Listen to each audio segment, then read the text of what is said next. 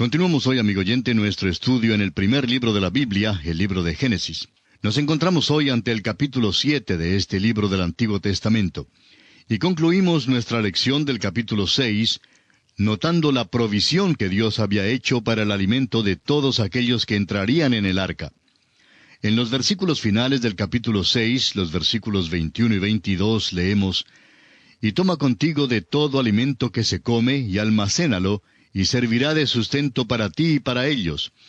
Y lo hizo así Noé. Hizo conforme a todo lo que Dios le mandó. Aquí hay algo muy práctico. Él tuvo que llevar mucho alimento en el arca para dar de comer a los animales. Alguien preguntará, ¿por qué los animales no se comían entre sí? Bueno, porque hasta el tiempo del diluvio, los hombres y los animales no comían carne, no había ningún animal carnívoro, y se nos dice que en el milenio el lobo morará con el cordero, y el leopardo con el cabrito se acostará. El león, como el buey, comerá paja. Ese probablemente era el estado de los animales en aquel entonces, el cual ocurrirá una vez más. Bien, comenzamos ahora el estudio del capítulo 7 de Génesis, y consideraremos a Noé, su familia, y los animales que entraron en el arca según las instrucciones de Dios. Dice el versículo 1 de este capítulo 7 de Génesis: «Dijo luego Jehová a Noé: Entra tú y toda tu casa en el arca, porque a ti he visto justo delante de mí en esta generación». Ahora, ¿por qué era justo Noé? Era justo por la fe, igual como más adelante en la historia, Abraham sería justo por la fe. Allá en el capítulo 15, versículo 6 de Génesis leemos: «Y creyó a Jehová, y le fue contado por justicia». Esto es refiriéndose a Abraham. El escritor a los Hebreos nos dice que Noé preparó el arca por la fe. Esa es la razón por la cual Dios les salvó. ¿Se ha fijado usted alguna vez cuán bondadoso es Dios con este hombre en el tiempo de un juicio tan terrible? «Entra tú», le dijo. Es el mismo tipo de invitación que nuestro Señor Jesús da hoy a todos los miembros de la raza humana. En el Evangelio según San Mateo, capítulo 11, versículo 28, el Señor Jesucristo pronunció estas palabras: «Venid a mí todos los que estáis trabajados y cargados, y yo os haré descansar». Ahora, en la última parte del versículo 16 de este capítulo 7 de Génesis, notamos que el Señor le cerró la puerta. Luego, el capítulo 8 de Génesis comienza así: «Y se acordó Dios de Noé». ¿No es todo esto muy bello? ¡Qué maravilloso, amigo oyente! Dios bien pudo haberse olvidado de Noé. Años después pudo haber dicho: «¡Ay de mí! Se me olvidó por completo aquel hombre por allá. Lo metí en el arca y me olvidé de él». Y eso sí que hubiera sido malo. Pero Dios no olvidó a Noé. Se acordó de él. Amigo oyente, Dios nunca olvida. Dios se acuerda de usted y se acuerda de mí. Lo único que Él no recuerda es el pecado. El profeta Jeremías en el capítulo 31 y versículo 34 de su libro dice: «Y no me acordaré más de su pecado». ¡Qué promesa más bella! Ahora Noé y su familia entran en el arca. ¿Y sabía usted que esta historia de Noé, igual como la historia de la creación, ha recorrido por la faz de toda la tierra? Se la lee como la historia de la creación. Ojalá pudiéramos mencionar aquí el relato babilónico, como lo hicimos en nuestro estudio del relato de la creación, pero no vamos a hacerlo. El caso es que cuando uno compara ese relato con el de la Biblia, encuentra una gran diferencia. Y mucho de lo que se encuentra en los otros relatos es hasta absurdo. Pero es un hecho que la mayoría de las naciones y las gentes tiene un relato tanto de la creación como del diluvio. ¿No le dice eso algo a usted, amigo oyente? Debiera decirle que hay una base para la verdad de la creación y del diluvio. No saldrían todos con el mismo relato si hubieran estado fabricando los eventos. Por supuesto, el relato babilónico da las razones que no son, declarando que los dioses tuvieron algún tipo de guerra entre ellos y que estaban luchando el uno contra el otro, y eso es lo que ocasionó el diluvio.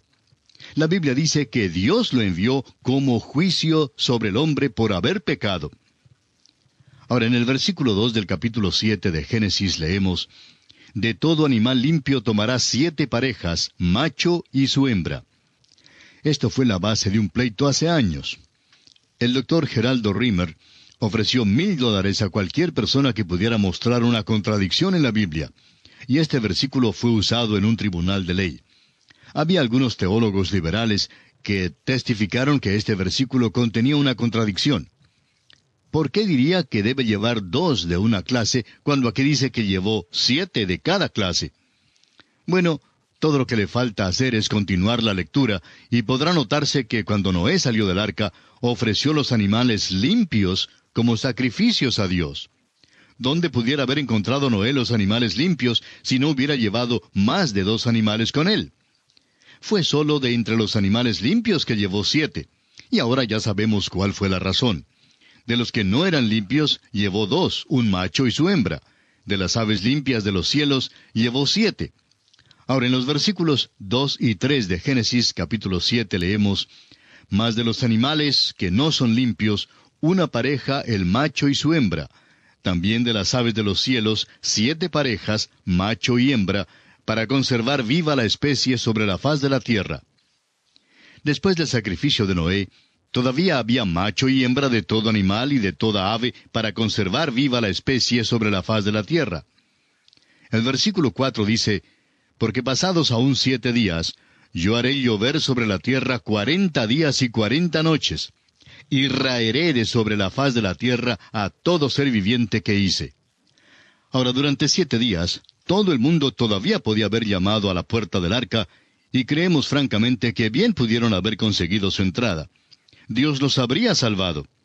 Todo lo que tenían que hacer era creer en Dios. Los versículos 7 al 9 nos dicen ahora: «Y por causa de las aguas del diluvio entró Noé al arca, y con él sus hijos, su mujer y las mujeres de sus hijos. De los animales limpios y de los animales que no eran limpios, y de las aves, y de todo lo que se arrastra sobre la tierra, de 2 en 2 entraron con Noé en el arca, macho y hembra, como mandó Dios a Noé». En ningún lugar dice que Noé buscaba y arreaba los animales al arca. No le fue necesario. Los animales vinieron a él. Y el versículo 10 dice: «Y sucedió que al 7º día las aguas del diluvio vinieron sobre la tierra». Y esto nos conduce ahora a la consideración del diluvio mismo. Consideremos en primer lugar la destrucción de toda carne y la salvación de Noé y aquellos que estaban con él en el arca. Vamos ahora a leer partes de algunos de los próximos versículos. El versículo 10 nos dice que las aguas del diluvio vinieron sobre la tierra.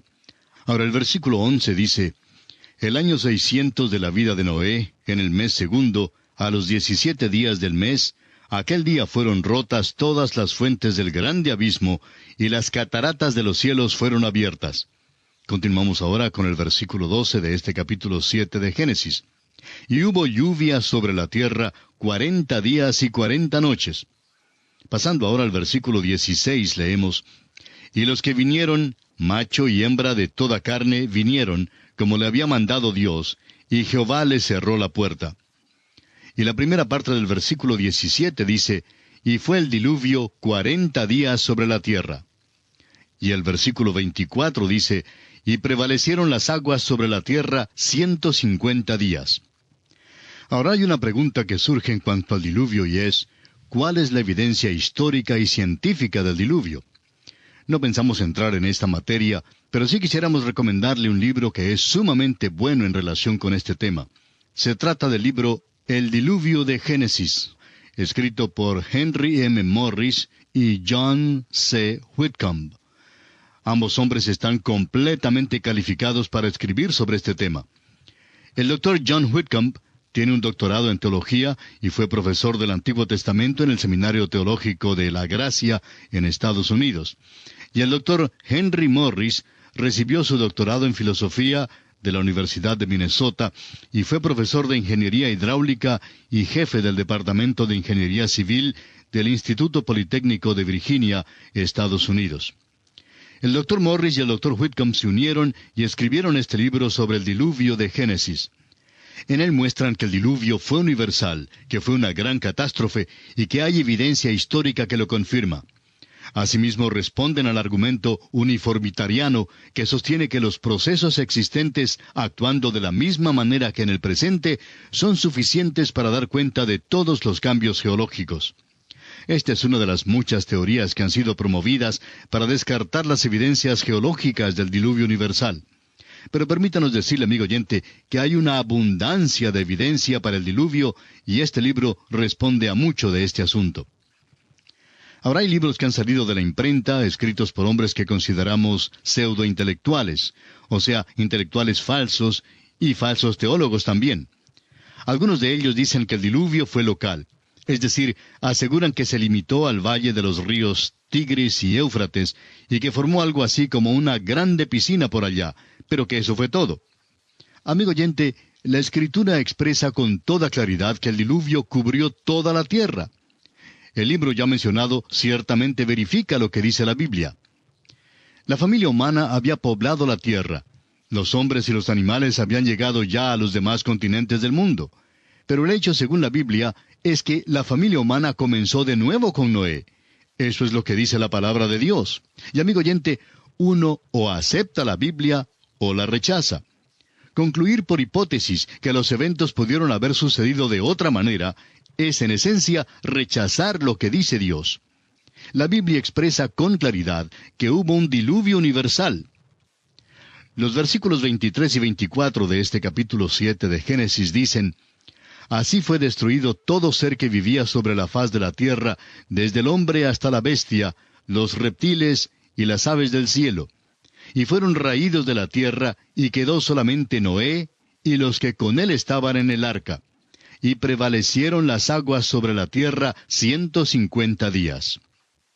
Quienes argumentan en contra de un diluvio universal, por lo general aceptan el principio uniformitariano, y sostienen el punto de vista de que no había tal cosa como una gran convulsión o catástrofe como el diluvio.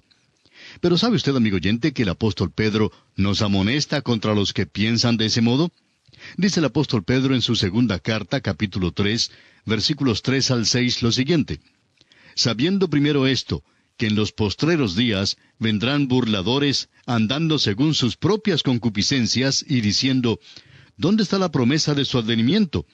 Porque desde el día en que los padres durmieron, todas las cosas permanecen así como desde el principio de la creación. Estos ignoran voluntariamente que en el tiempo antiguo fueron hechos por la palabra de Dios los cielos y también la tierra, que proviene del agua, y por el agua subsiste, por lo cual el mundo de entonces pereció anegado en agua. Los burladores siempre han concordado con el principio uniformitariano, pero no pueden mantener ese punto de vista y a la vez aceptar la integridad de la palabra de Dios. Es pues muy importante que entendamos esto. Y así concluimos nuestra consideración del capítulo 7 de Génesis. Y nos encontramos ahora ante el capítulo 8. Y notaremos que las lluvias se detienen, se retiran las aguas, y el arca reposa sobre el monte Ararat. El final del capítulo 7 nos dijo que prevalecieron las aguas sobre la tierra 150 días. Ese es un período que abarca unos 5 meses en los cuales prevalecieron las aguas. Ahora, en el capítulo 8 vemos que las aguas disminuyeron. Del versículo 1 hasta el 3 leemos: Y se acordó Dios de Noé y de todos los animales, y de todas las bestias que estaban con él en el arca. E hizo pasar Dios un viento sobre la tierra, y disminuyeron las aguas. Y se cerraron las fuentes del abismo, y las cataratas de los cielos, y la lluvia de los cielos fue detenida. Y las aguas decrecían gradualmente de sobre la tierra, y se retiraron las aguas al cabo de 150 días. Es maravilloso de veras que Dios se acordara de Noé. Noé estaba perfectamente seguro en el arca. Este capítulo no solo nos relata de la subida del diluvio, sino también de cómo prevaleció el diluvio y de la mitigación de él. Nos dice que Dios hizo que pasara un viento sobre la tierra. Ahora, todo esto no sucedió de la noche a la mañana. La subida de las aguas llevó un total de 150 días, como ya lo hemos leído. Luego pasan 261 días en la mitigación del diluvio. Nos parece que fue algo más que simplemente un diluvio local. Notemos ahora el envío del cuervo y la paloma. El versículo 4 dice: Y reposó el arca en el mes séptimo, a los 17 días del mes, sobre los montes de Ararat. Y el versículo 5 continúa diciendo: Y las aguas fueron decreciendo hasta el mes 10. En el 10, al 1 del mes, se descubrieron las cimas de los montes. Ahora el versículo 6 dice: Sucedió que al cabo de 40 días abrió Noé la ventana del arca que había hecho, El versículo 7 dice, y envió un cuervo, el cual salió y estuvo yendo y volviendo, hasta que las aguas se secaron sobre la tierra. Notamos aquí que Noé se convierte ahora en observador de los pájaros. Envía dos aves, el cuervo y la paloma, y las va a observar. Continuamos la lectura del versículo 8 hasta el 13, y dice, envió también de sí una paloma, para ver si las aguas se habían retirado de sobre la faz de la tierra. Y no halló la paloma dónde sentar la planta de su pie, y volvió a él, al arca, porque las aguas estaban aún sobre la faz de toda la tierra. Entonces él extendió su mano, y tomándola, la hizo entrar consigo en el arca. Esperó aún otros 7 días, y volvió a enviar la paloma fuera del arca. Y la paloma volvió a él a la hora de la tarde, y he aquí que traía una hoja de olivo en el pico, y entendió Noé que las aguas se habían retirado de sobre la tierra. Y esperó aún otros 7 días, y envió la paloma, la cual no volvió ya más a él. Y sucedió que en el año 601 de Noé, en el mes primero, el día primero del mes, las aguas se secaron sobre la tierra. Y quitó Noé la cubierta del arca y miró, y he aquí que la faz de la tierra estaba seca. Ahora notemos que esto abarca un período de 261 días, y por tanto el diluvio duró un total de 371 días, es decir, se prolongó por más de un año. También concuerda con la declaración de la Escritura que afirma que el diluvio fue universal. No se trataba únicamente de llenar una piscina con agua, ciertamente fue más que eso. El doctor J. E. Shelley sostiene la tesis de que el diluvio fue universal y que cubrió toda la tierra. Y quisiéramos leer una cita de él tocante al ejemplo más notable del diluvio universal en el caso de los mamíferos. Dice él, estos elefantes se encuentran enterrados en los depósitos congelados de la tundra de Siberia, y por todo lo largo del continente de Asia, y en el norte de Alaska, y en el Canadá. Se encuentran en gran número en el suelo elevado, y no están hundidos en el pantano millones de ellos. Sigue contando acerca de ellos cómo es que fueron examinados y cómo la evidencia indica que fueron ahogados. Si es que meramente se hubieran hundido allá arriba, hubieran muerto de hambre. Pero entre más al norte vaya uno, más se encuentran.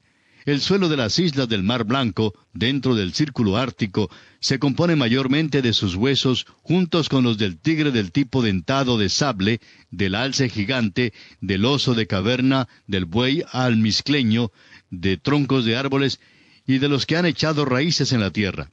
Hoy no existe ningún árbol en aquellas regiones. Los más cercanos quedan a miles de kilómetros de distancia. El mamut no podía comer de la vegetación achaparrada que crece en esta región. La autopsia revela la presencia en sus estómagos de su última comida, que fue pino y ramas de plantas espineras. Estos mamuts fueron sepultados vivos en los depósitos cuando el sedimento estaba blando. Ellos y el sedimento de repente fueron congelados y nunca han sido descongelados porque no muestran ninguna señal de descomposición. El Dr. Shelley cuenta de cómo el marfil del mamut ha sido vendido en los muelles de Londres por más de 1000 años. El Museo de Historia Natural compró la cabeza y la presa de un mamut en una tienda de marfil en el muelle de Londres. La cabeza estaba perfectamente preservada y estaba cubierta de su piel original. Los exploradores han salvado sus vidas comiendo de la carne de estos animales que han sido conservados en frigoríficos por unos 4600 años.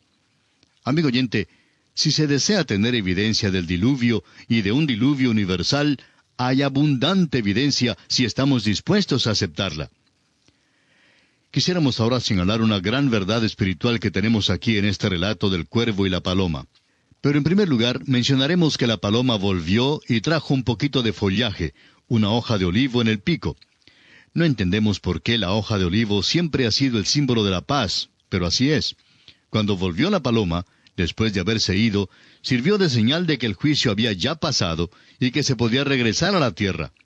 Hay una paz en este regreso, pero vemos que aún el hombre que sale a la tierra es el mismo tipo de hombre que entró en el arca. Los hijos de Noé tenían las mismas características que los primeros hombres que provocaron el diluvio. Encontramos, pues, que la raza humana no muestra un mejoramiento después del diluvio de ninguna manera. Vamos a considerar la lección espiritual. Notamos que Noé se ocupa de observar los pájaros, y mandó que saliera el cuervo. El cuervo no regresó al arca. ¿Y por qué no regresó? Bueno, notemos qué es lo que come un cuervo. Un cuervo come de todo. El hecho es que había muchísimos animales muertos y mucha carne disponible después del diluvio. Y eso es lo que come un cuervo. No regresó porque después de todo iba a banquetear y se estaba gozando mucho porque era un ave inmunda. Pero la paloma, en cambio, es un ave limpia y así se la considera más adelante en la Biblia. Usted recordará, amigo oyente, que Noé llevó tanto animales y aves limpios como aves y animales inmundos en el arca. La paloma fue como una mensajera que trajo con ella una información. Después del segundo viaje de la paloma, Noé supo que las aguas del juicio ya se habían retirado de la tierra, porque la hoja del olivo revelaba que la tierra seca ya estaba a la vista. Dijimos que Noé se ocupó ahora en observar a los pájaros, y así envió al cuervo. Ahora el cuervo no volvió al arca. Y dijimos que no volvió porque cuando salió encontró muchísimos animales muertos y mucha carne disponible después del diluvio. Y eso es precisamente lo que come el cuervo.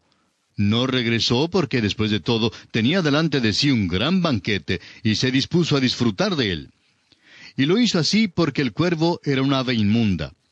Ahora la paloma es un ave limpia y se le considera como tal más adelante en la Biblia. Usted, amigo oyente, recordará que Noé llevó tanto animales y aves limpias como aves y animales inmundos en el arca. La paloma fue como una mensajera que trajo con ella una información. Después del segundo viaje de la paloma, Noé supo que las aguas del juicio ya se habían retirado de la tierra, porque la hoja de olivo revelaba que la tierra seca ya estaba a la vista. Ya hemos mencionado que las grandes verdades de la Biblia están relacionadas en el libro de Génesis. La Biblia enseña que el creyente tiene dos naturalezas, la vieja y la nueva. De modo que si alguno está en Cristo, nueva criatura es. Las cosas viejas pasaron, he aquí todas son hechas nuevas. Si alguno está en Cristo, nueva criatura es, y luego lo limpio y lo inmundo están juntos. Usted, amigo oyente, y yo tenemos dos naturalezas. Lo que es nacido de la carne, carne es. Pero cuando uno acepta a Jesucristo, uno nace de nuevo. Lo que es nacido del Espíritu, Espíritu es. Fue nuestro Señor Jesucristo mismo quien dijo esto. Pablo nos dice que en su carne no moraba el bien. El querer el bien estaba en él, pero no el hacerlo. Existe una lucha entre las dos naturalezas, y la lucha entre la vieja y la nueva es la experiencia de todo creyente. El cuervo salió a un mundo juzgado y encontró un banquete en los cuerpos hinchados porque vivía de ellos. El cuerpo hinchado de un dinosaurio fue para él un banquete tremendo. Para él debió haber sido como una de esas orgías bacanales de los antiguos. Estuvo yendo y volviendo porque estaba muy inquieto. Amigo oyente, esto es una ilustración de la naturaleza vieja. Nuestra naturaleza vieja es como aquel cuervo. La naturaleza vieja ama las cosas del mundo y realmente se goza en ellas. Bueno, ese cuervo salió al mundo y lo amó. Ahora la paloma salió al mundo juzgado y no halló dónde descansar, no encontró ninguna satisfacción. Por esa razón regresó al arca. El arca representa a Cristo. Hay personas hoy día que tratan de decir que el mal y el bien son relativos, pero es Dios quien dice qué es bien y qué es mal. Debemos siempre recordar que vivimos en un mundo que es juzgados. Estamos en el mundo, pero no somos del mundo. Debemos tratarlo y no maltratarlo. No debemos enamorarnos del mundo, pero sí estamos aquí para ganar a los perdidos en el mundo y traerlos a Cristo. Estamos aquí, amigo oyente, para sembrar la palabra de Dios. Esa es nuestra responsabilidad en el mundo en que vivimos hoy en día.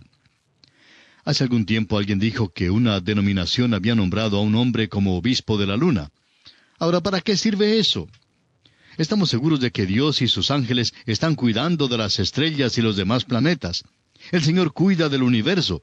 Lo que nosotros tenemos que hacer es cuidar de nuestro trabajo asignado aquí ahora mismo.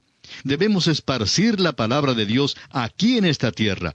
Eso es lo importante. La paloma reconoció que se encontraba en este tipo de mundo y por eso no encontró descanso. Solo el arca, amigo oyente, que representa a Cristo, puede darle descanso. Permítanos ahora hacerle una pregunta muy personal, a la cual tendrá que contestar por sí mismo. ¿Qué tipo de ave es usted? ¿Es usted un cuervo o es usted una paloma? Usted tiene ambas naturalezas, pero ¿en cuál de ellas vive usted hoy en día? ¿Ama usted las cosas de Dios o las desprecia? Como dijimos, usted tendrá que contestar por sí mismo. Continuando ahora la lectura de este capítulo 8 de Génesis, leamos el versículo 13 y luego los versículos 18 y 19. Las aguas se secaron sobre la tierra, y quitó Noé la cubierta del arca, y miró, y he aquí que la faz de la tierra estaba seca.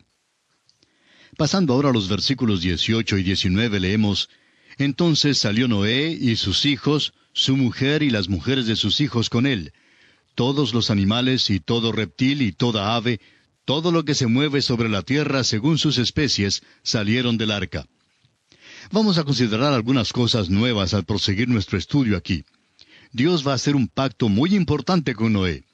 A Noé le va a ser posible ahora comer carne, y Dios pondrá en uso la pena de muerte. Cuando Dios hizo ese pacto con Noé, lo hizo con la familia humana que se encuentra en la tierra hoy en día. Notemos ahora que Noé edifica un altar y ofrece sacrificio. Dice el versículo 20, Y edificó Noé un altar a Jehová, y tomó de todo animal limpio y de toda ave limpia, y ofreció holocausto en el altar. Vemos ahora por qué Noé llevó 7 de los animales limpios, y solo 2 de los inmundos. Está ofreciendo ahora un sacrificio de los animales limpios. Los versículos 21 y 22 de este capítulo 8 de Génesis dicen, Y percibió Jehová olor grato, y dijo Jehová en su corazón, No volveré más a maldecir la tierra por causa del hombre, porque el intento del corazón del hombre es malo desde su juventud, ni volveré más a destruir todo ser viviente como he hecho. Mientras la tierra permanezca, no cesarán la sementera y la siega, el frío y el calor, el verano y el invierno, y el día y la noche. Bien puede usted anotar, amigo oyente, la evaluación de Dios con respecto al género humano como una evaluación verdadera. ¿Qué le parece a usted la juventud suya? ¿Fue malo el intento de su corazón o no lo fue? Observe usted nuestra sociedad contemporánea. Tenemos la rebelión de la juventud. Es interesante observar la dirección en que van. Todo intento del corazón del hombre es malo desde su juventud, y no hay un mejoramiento del corazón. Usted, amigo oyente, posiblemente ha sido testigo de casos en que 2 personas han estado lanzándose insultos el uno al otro. Y posiblemente usted no ha escuchado en su vida lenguaje más profano que el que ha escuchado en aquellos casos. Bueno, es que los intentos del corazón del hombre son malos desde su juventud. Dios lo dijo hace muchísimo tiempo, y todavía hoy en día es verdad. Se ha sugerido que en el tiempo del diluvio la tierra se ladeó de su eje. Bueno, no estamos girando sobre el eje. El centro magnético es algo diferente que el centro sobre el cual estamos girando.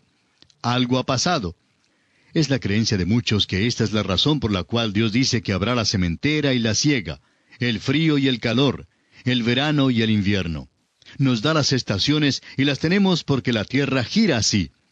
Es algo así como un trompo que se tambalea, es decir, que no se para derechito cuando gira. Como resultado, tenemos entonces las estaciones del año. Cuando Noé salió del arca, lo primero que hizo fue edificar un altar al Señor y ofrecerle un sacrificio. Y fue un holocausto. El holocausto habla de la persona de Jesucristo. Fue ofrecido sobre la base de aceptación delante de Dios y alabanza a Dios en reconocimiento a Él. Esto sin duda fue lo que hizo que Dios estuviera satisfecho con Noé en este tiempo en particular.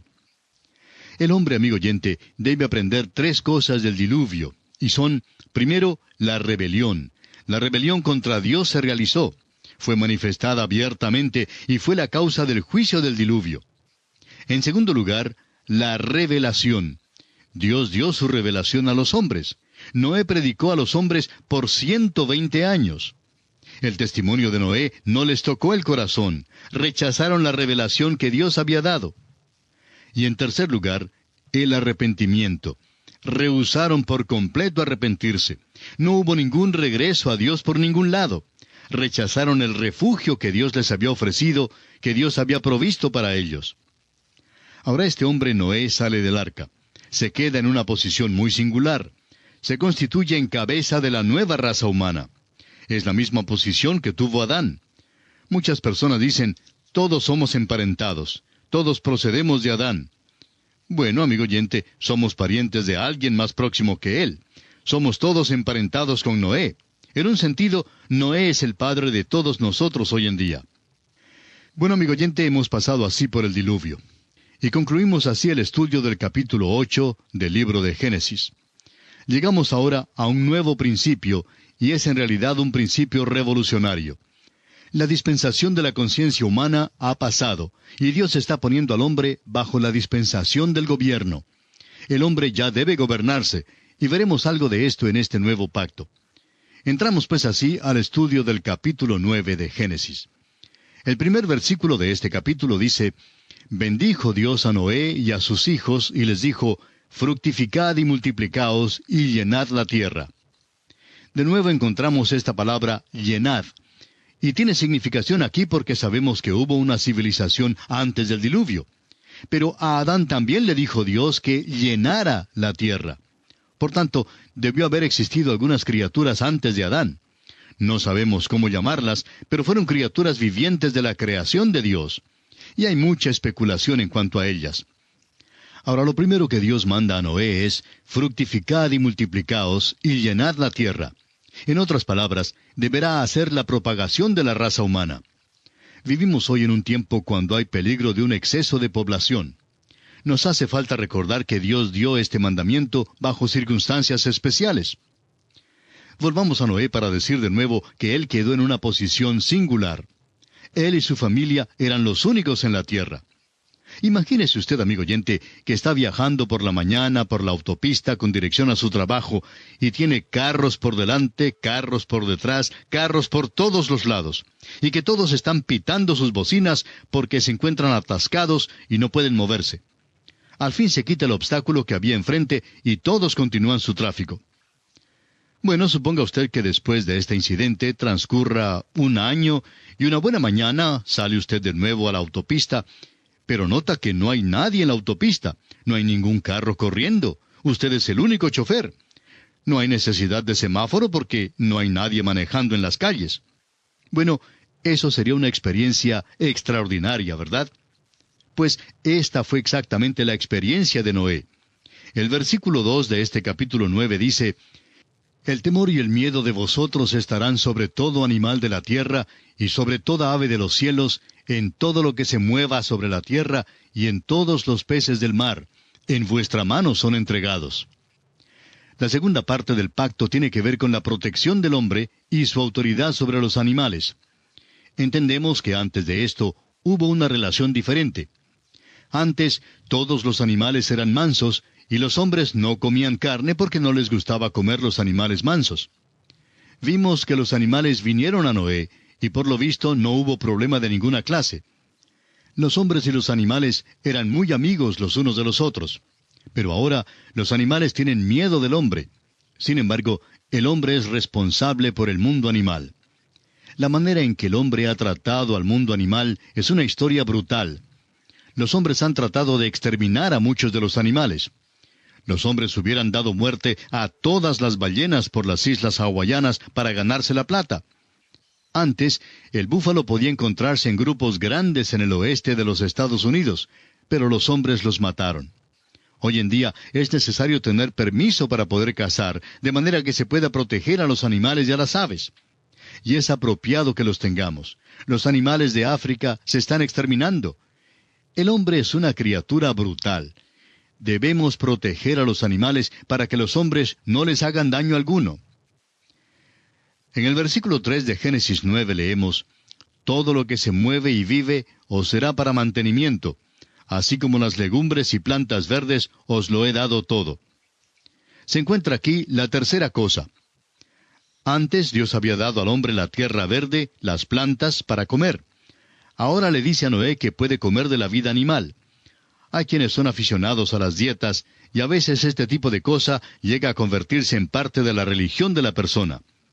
Recordará usted que los que fueron destruidos por el diluvio eran todos vegetarianos. Ahora, si es que la dieta mejora a alguien, pues ellos no hubieran sido destruidos. Vemos aquí entonces que Dios permite ahora al hombre que coma carne. Veamos ahora lo que dice el versículo 4.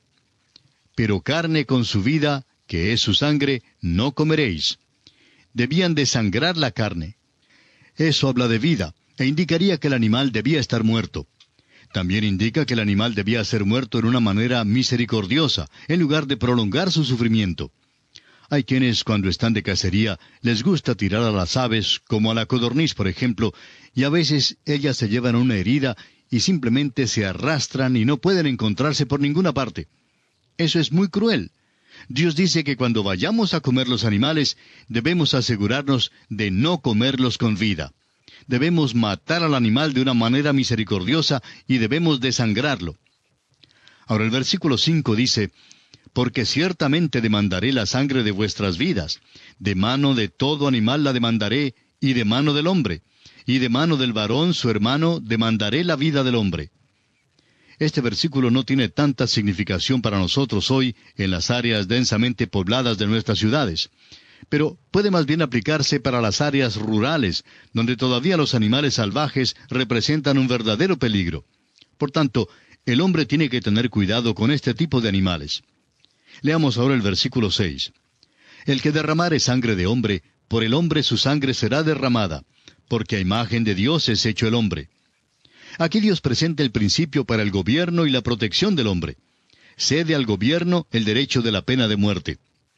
Hemos aprendido que la raza debe propagarse. El hombre debe tener el protectorado y la autoridad sobre los animales. Hay una nueva provisión hecha para el comer. Hay una prohibición al comer con sangre. Ahora, encontramos el principio de la pena de muerte para el gobierno humano. Es asombroso ver cómo esta generación se ha desviado de la Biblia. El caso es que no tenemos hoy una población que sepa algo de la Biblia. Ignoran completamente la palabra de Dios, y esta es precisamente la razón por la cual nos hemos visto motivados a enseñar la Biblia a través de este programa. Como resultado, encontramos que jueces, abogados y políticos todos quieren deshacerse de la pena de muerte. Se han adelantado mucho en su querer y quizá por fin será eliminada por completo. A la vez suceden los crímenes más horribles y aumentan día tras día. Luego, el Señor repite su mandamiento. Leamos el versículo 7 de este capítulo 9 de Génesis. Mas vosotros fructificad y multiplicaos, procread abundantemente en la tierra y multiplicaos en ella. Veamos ahora el nuevo pacto de Dios con los hombres.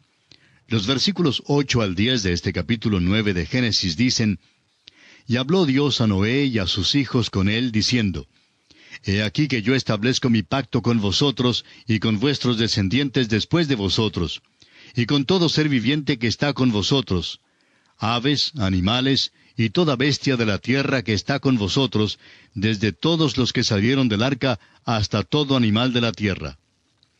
Este pacto está hecho con la raza humana entera, y se incluyen en él todas las criaturas de Dios. Es interesante notar lo que Isaías declara. Él dice que un día morará el lobo con el cordero, y el leopardo con el cabrito se acostará. El apóstol Pablo nos dice en su epístola a los Romanos que toda la creación gime a una, y a una está con dolores de parto. Amigo oyente, Dios ha hecho este pacto para la protección de todos estos hasta cuando llegue aquel día. Es para todas las criaturas de Dios, como dice, y con todo ser viviente que está con vosotros. Ahora el versículo 11 de este capítulo 9 de Génesis dice, Estableceré mi pacto con vosotros, y no exterminaré ya más toda carne con aguas de diluvio, ni habrá más diluvio para destruir la tierra. Encontramos aquí la promesa de Dios y su resolución, su decisión de no destruir la tierra por medio de otro diluvio. El próximo juicio de la tierra es un juicio por fuego. Así lo encontramos declarado en el capítulo 3 de la segunda epístola del apóstol Pedro. Amados, esta es la segunda carta que os escribo, y en ambas despierto con exhortación vuestro limpio entendimiento, para que tengáis memoria de las palabras que antes han sido dichas por los santos profetas, y del mandamiento del Señor y Salvador, dado por vuestros apóstoles, sabiendo primero esto, que en los postreros días vendrán burladores, andando según sus propias concupiscencias, y diciendo, ¿dónde está la promesa de su advenimiento? Porque desde el día en que los padres durmieron, todas las cosas permanecen así como desde el principio de la creación. Estos ignoran voluntariamente que en el tiempo antiguo fueron hechos por la palabra de Dios los cielos y también la tierra, que proviene del agua y por el agua subsiste, por lo cual el mundo de entonces pereció anegado en agua. Pero los cielos y la tierra que existen ahora están reservados por la misma palabra, guardados para el fuego en el día del juicio y de la perdición de los hombres impíos. Mas, oh amados, no ignoréis esto, que para con el Señor un día es como 1000 años, y 1000 años como un día. El Señor no retarda su promesa, según algunos la tienen por tardanza, sino que es paciente para con nosotros, no queriendo que ninguno perezca, sino que todos procedan al arrepentimiento. Y dijo Dios, esta es la señal del pacto que yo establezco entre mí y vosotros, y todo ser viviente que está con vosotros, por siglos perpetuos. Mi arco he puesto en las nubes, el cual será por señal del pacto entre mí y la tierra. Y sucederá que cuando haga venir nubes sobre la tierra, se dejará ver entonces mi arco en las nubes. Y me acordaré del pacto mío, que hay entre mí y vosotros, y todo ser viviente de toda carne, y no habrá más diluvio de aguas para destruir toda carne. Estará el arco en las nubes, y lo veré, y me acordaré del pacto perpetuo entre Dios y todo ser viviente, con toda carne que hay sobre la tierra. Dijo pues Dios a Noé, esta es la señal del pacto que he establecido entre mí y toda carne que está sobre la tierra. Vemos aquí el cuadro del pacto, y creemos que tiene un verdadero significado espiritual. Es un tipo de sacramento, pudiéramos decir. Un sacramento se compone de una señal visible a la cual se adjuntan las promesas de Dios, y esto es precisamente lo que tenemos aquí. El arco iris llega a ser una señal del pacto, y así es más o menos un sacramento. Fíjese usted que Dios dice, y lo veré y me acordaré. Dios no dijo que usted lo vería, dijo que Él lo vería. Dijo que lo miraría y serviría como pacto perpetuo entre Dios y todo ser viviente, con toda carne que hay en la tierra. Y debe servir de consuelo para nosotros cuando veamos un arco iris. Este es el pacto de Dios, no solo con Noé, sino también con todo ser que existe en la tierra. Por tanto, lo que tenemos aquí casi llega a ser un sacramento. Como ya hemos dicho, un sacramento es una señal visible a la cual se adjuntan ciertas promesas. La Pascua, por ejemplo, fue tal señal. La serpiente de bronce y el vellón de Gedeón fueron señales. Hoy día tenemos el bautismo y la cena del Señor como señales. Los versículos 18 y 19 de este capítulo 9 de Génesis nos dicen, y los hijos de Noé que salieron del arca fueron Sem, Cam y Jafet. Y Cam es el padre de Canaán. Estos tres son los hijos de Noé, y de ellos fue llena toda la tierra. ¿Por qué es que el Espíritu de Dios nos cuenta esto aquí mismo? Hace mención de que Cam es el padre de Canaán, y el pueblo de Dios viajará a la tierra de Canaán.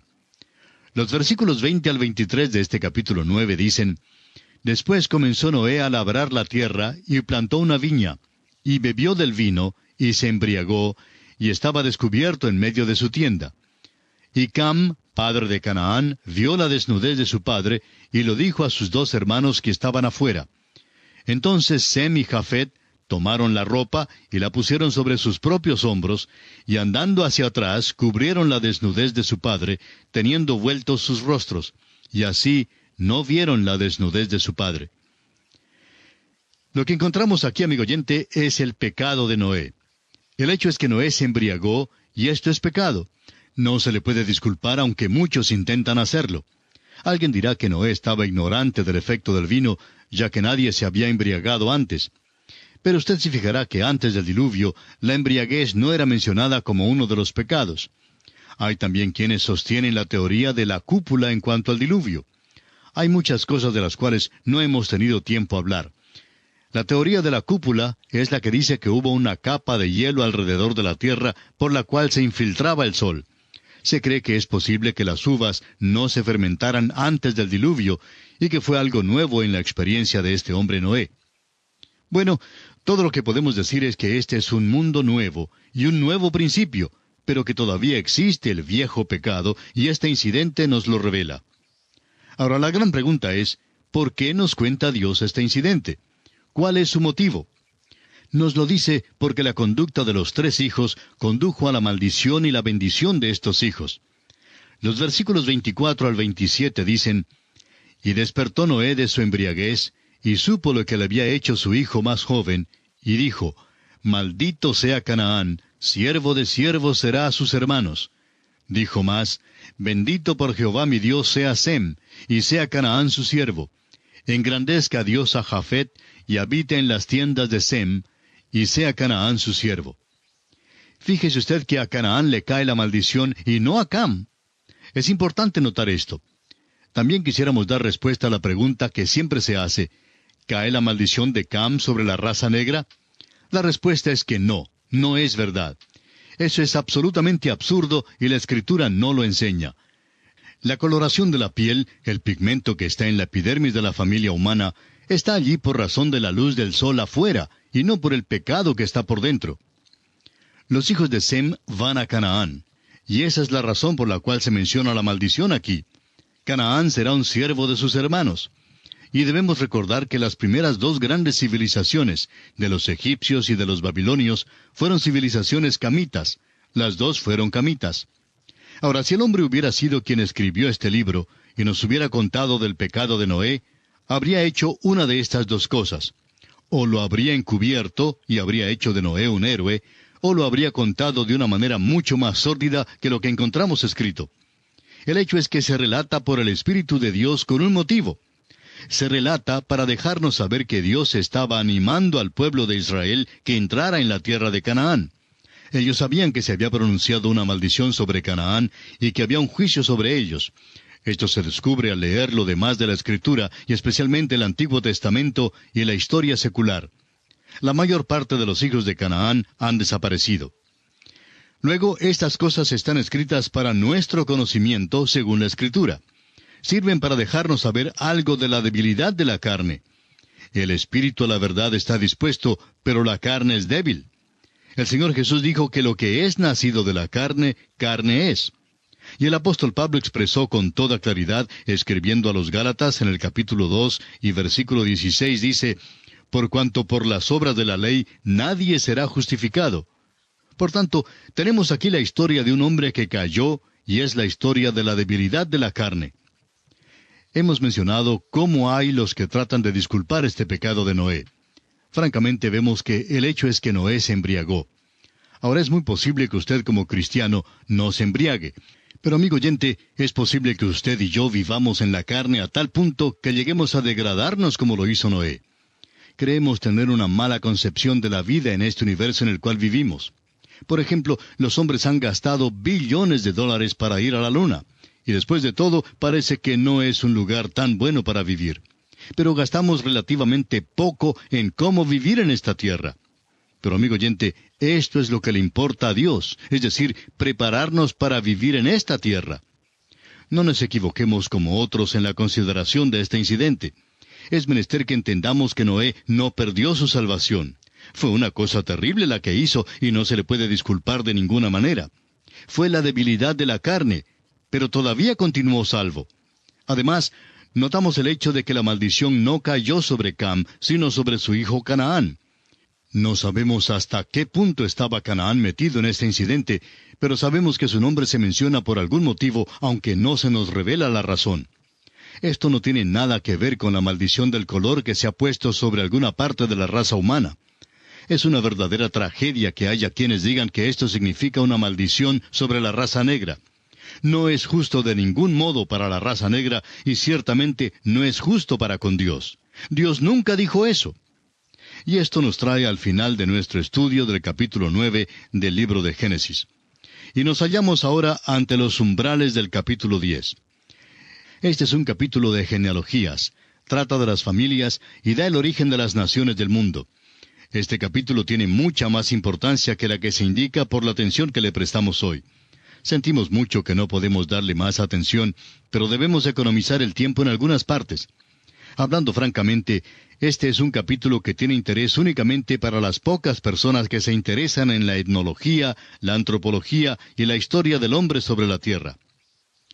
H.S. Miller, quien graduó de maestro en etnología, ha diseñado un diagrama que indica de dónde se han originado todas las razas y las naciones del mundo.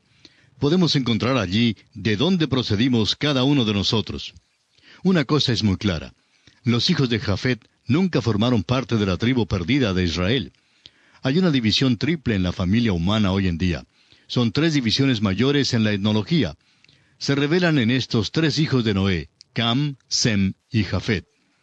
Este capítulo 10 nos da la genealogía de estos 3 hijos, los hijos de Jafet en los versículos 1 al 5, los hijos de Cam en los versículos 6 al 20, y los hijos de Sem en los versículos 21 al 32. Jafet y Cam fueron los hijos que sobresalieron al principio. Y encontramos aquí una vez más el mismo ejemplo que hemos encontrado hasta ahora y que continuará a través de la Biblia. Es decir, que Dios da primero la línea rechazada y da una palabra con respecto a ella y luego pone fin al asunto y no lo trae de nuevo a discusión. Luego da la línea aceptada, la línea que conduce a Cristo y continúa refiriéndose a aquella línea.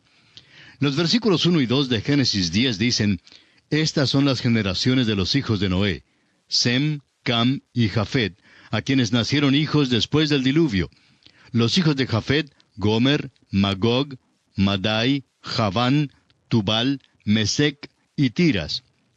Según el diagrama que mencionamos hace un momento de H.S. Miller, el etnólogo, los escitas, los esclavos, los rusos, los búlgaros, los bohemios, los polacos, los eslovacos y los croatas procedieron de Magog.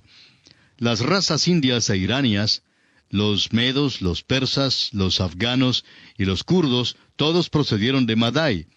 De Javán procedieron los griegos, los romanos y las naciones romances, tales como Francia, España, Portugal, Italia, etc.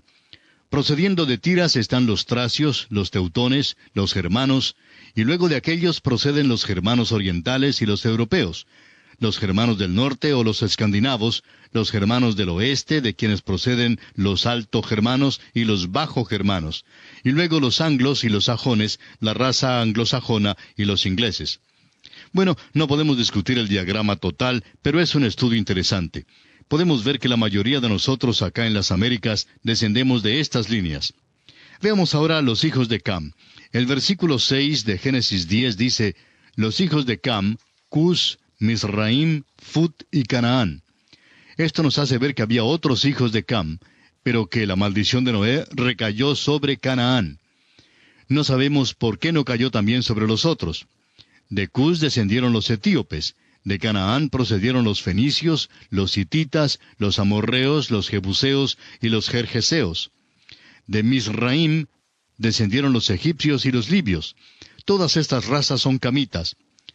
Ahora los versículos 8 al 10 nos dicen, y Cus engendró a Nimrod, quien llegó a ser el primer poderoso en la tierra. Este fue vigoroso cazador delante de Jehová, por lo cual se dice, así como Nimrod, vigoroso cazador delante de Jehová. Y fue el comienzo de su reino Babel, Erec, Acad y Calne, en la tierra de Sinar. Se nos dice que Nimrod fue poderoso. Realmente lo que deseaba este hombre era llegar a ser el soberano de un gran imperio mundial. Deseaba llegar a ser un gran soberano, y notamos que intentó lograr precisamente eso. Fue un gran cazador delante del Señor. Ahora esto no quiere decir que fue un cazador de animales salvajes. A veces le regalamos un juego de arco y flechas a un niño, y sale y dispara a los pajarillos, y cuando regresa le decimos, mira pues, eres un pequeño Nimrod. Pero Nimrod, amigo oyente, no fue cazador de animales ni de aves, fue cazador de almas de los hombres. Ese es el sentido que tenemos aquí. Y el comienzo de su reino fue Babel, Erec, Acad y Calne, en la tierra de Sinar. Él fue el fundador de esas grandes ciudades. Podemos obtener mucho de la historia de Nimrod al leer la historia secular. Alexander Hislop, en su libro Las dos Babilonias, nos da los antecedentes en los cuales no vamos a entrar hoy, pero es una historia fascinante de cómo la Torre de Babel, sin duda, tiene su origen en Nimrod. Fue él quien procuró juntar a la raza humana después del diluvio en un esfuerzo por unirla en una nación sobre la cual él pudiera llegar a ser el gran soberano mundial. Fue rebelde, fundador de Babel y cazador de las almas de los hombres. Fue desobediente y es una sombra o tipo del último soberano mundial, el anticristo, que ha de venir todavía. También será un hombre de pecado y será un duplicado de Nimrod. Este es pues el hombre que está delante de nosotros aquí en estos versículos. La primera gran civilización procedió de los hijos de Cam. Debemos reconocer eso. Es demasiado fácil hoy en día adherirnos a las viejas normas que nos enseñaron en la escuela. La raza negra, por su parte, desea que haya un estudio adicional de su raza, y con razón. No le han dado una oportunidad durante los 100 años pasados. La historia del principio de la raza negra es que encabezó las dos grandes civilizaciones que aparecieron en esta tierra. Descendieron de los hijos de Cam. Nimrod fue hijo de Cam. No intentamos desarrollar más esta línea porque estamos siguiendo el modelo que nos ha dado el Espíritu Santo. Da primero la línea rechazada y luego le pone fin. Volvamos ahora a la línea que nos conducirá a Abraham y luego a la nación de Israel, para luego hablarnos de la venida de Cristo al mundo. Esta es la línea que es importante seguir. Dios está despidiéndose de lo demás de la humanidad por el momento, pero vuelve a ella más adelante. Quisiéramos ahora mencionar una de las declaraciones más notables con respecto al capítulo 10 de Génesis, expresada por Seifer en su libro. Dice él, el capítulo 10 del Génesis es muy notable. Antes de que Dios deje que las naciones caminen por su propia cuenta y comiencen a tratar con Israel, su pueblo escogido desde los descendientes que datan de Abraham, se despide bondadosamente de las naciones de la tierra como si estuviera diciendo, les estoy dejando por un tiempo, pero las amo. Las he creado, he ordenado todo su futuro y es posible trazar las diferentes genealogías. Eso es lo que se encuentra aquí en este capítulo. Ahora, ¿por qué ha sido tan destacado en nuestros días la raza blanca? Bueno, creemos que la razón se basa en este capítulo. En el principio fueron las razas negras las que fueron destacadas. Luego vino la distinción de los hijos de Sem. Durante el tiempo de David hicieron un impacto tremendo sobre este mundo. Debemos recordar que de Sem descendieron los sirios y los libios y los armenios. Fíjese usted que no son los asirios, sino los sirios. Los árabes procedieron de Joctán. Por tanto, notamos que grandes razas y naciones aparecieron en la escena de la historia. Descendieron de Sem. Ahora, por lo visto, estamos en ese período cuando la raza blanca es la que sobresale. Creemos que todos los grupos, no importa si proceden de la línea de Cam, Sem o Jafet, demuestran que son incapaces de gobernar al mundo. Creemos que esto es lo que Dios nos pone de manifiesto y es una lección muy tremenda que debemos tomar muy en cuenta para nuestra instrucción. Consideremos ahora a los hijos de Sem. Entre los hijos de Sem hay uno al cual se le hace énfasis y mención especial. Leamos desde el versículo 21 al 25 de este capítulo 10 de Génesis. También le nacieron hijos a Sem, padre de todos los hijos de Heber y hermano mayor de Jafet. Los hijos de Sem fueron Elam, Asur, Arfaxad, Lud y Aram. Y los hijos de Aram, Uz, Ul, Geter y Mas. Arfaxad engendró a Sala, y Sala engendró a Heber. Y a Heber nacieron dos hijos. El nombre del uno fue Peleg, porque en sus días fue repartida la tierra, y el nombre de su hermano Joctán. Hay muchos que han emitido toda clase de interpretaciones fantásticas acerca de lo que significa que la tierra fue repartida. Por lo visto, hubo una división física aquí en la tierra. Sucedió en la tierra una tremenda catástrofe física. Creemos que Moisés anticipa el próximo capítulo cuando todos fueron divididos en la Torre de Babel, y está diciendo aquí que fue durante el tiempo de Peleg y Joctán. Y nos parece que esta es una explicación sencilla. En los 5 versículos siguientes encontramos los nombres de los hijos de Joctán y también la tierra en donde habitaron.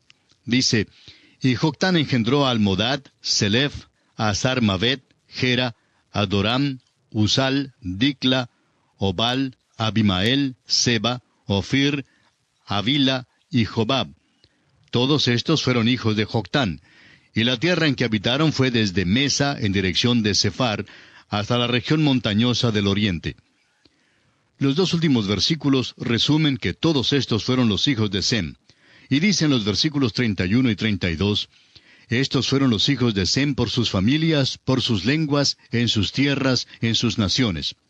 Estas son las familias de los hijos de Noé por sus descendencias en sus naciones. Y de estos se esparcieron las naciones en la tierra después del diluvio. Amigo oyente, este es uno de los grandes capítulos de la Biblia, pero no hemos tenido mucho tiempo para estudiarlo en todos sus detalles. Como usted puede notar, es un estudio rico para cualquier persona que esté realmente interesada en una evaluación justa de toda la familia humana, y muchos han utilizado este capítulo notable con ese fin. Pero nosotros tenemos que detenernos aquí por esta ocasión y concluir así nuestro estudio del capítulo 10 de este libro de Génesis. En nuestro próximo programa estudiaremos el capítulo 11, donde nos esperan algunas cosas muy interesantes, como la construcción de la Torre de Babel. También la confusión de las lenguas en Babel, es decir, el comienzo de los diversos idiomas, y notaremos también la línea desde Sem hasta Abraham, porque es una línea que seguirá a través de todo el Antiguo Testamento. Así es que esperamos contar con su atención para nuestro próximo programa. Gracias por ahora, y quiera el Señor bendecirle abundantemente.